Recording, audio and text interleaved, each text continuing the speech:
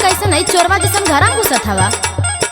अरे कुछ आज जवन पूछा थी तवन बतावा कहाँ रहला रात भर हो? अरे दुर्गेश अनामिका के प्रोग्राम लगल रहा वहीं रहली।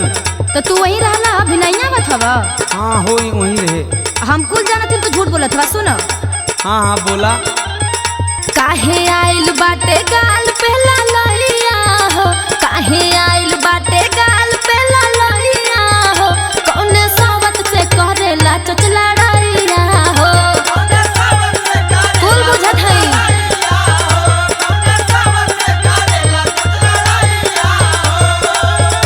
आवे लागल काहे तोहरे हकलैया हो, आवे लागल काहे तोहरे हकलैया हो, कौने सावत से करेला चचला रैया हो।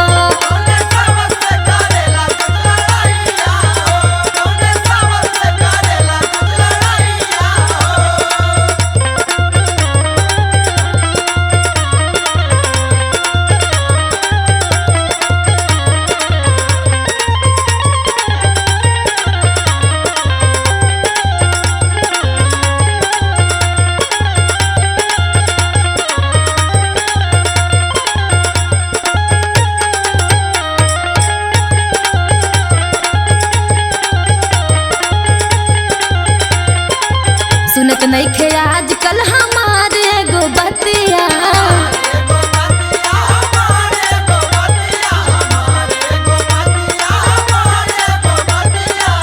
सुतत बाड़ा से जिया पे लेके करवटिया।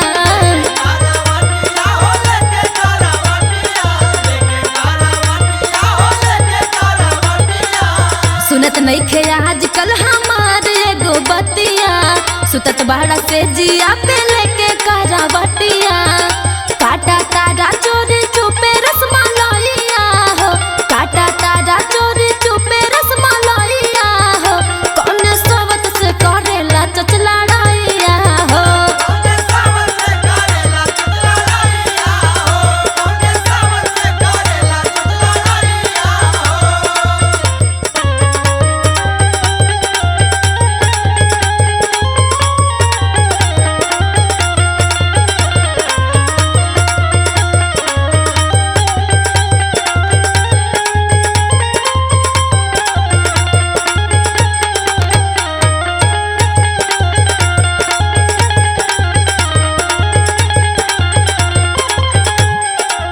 आधी आधी रतिया में जाई के अकेला,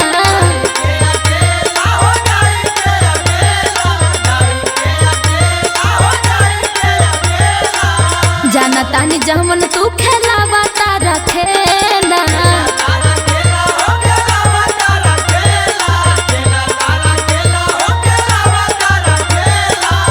आधी आधी रतिया में जाई के अकेला, जाना तानी जमन तू खेलावा तारा खेला। छोड़ दे हब राज खुली जाए जहिया हो, छोड़ दे हब राज खुली